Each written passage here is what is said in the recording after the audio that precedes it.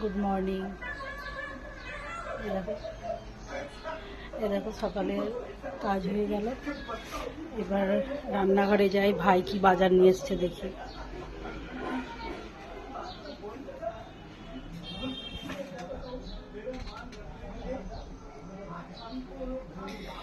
আজকে দুপুরে কি কি রান্না করব চলো বলি। দেখো ভাই বাজার করে নিয়ে এসছে, দেশি মুরগি, রুই মাছ, নিম বেগুন আর ডাঁটা সরষে বাটা। আজকে দুপুরে এই রান্না হবে। আর এই দেখো ইঁচড়,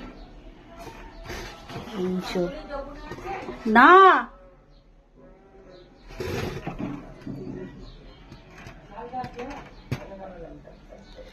সকালের খাবার হয়ে গেল।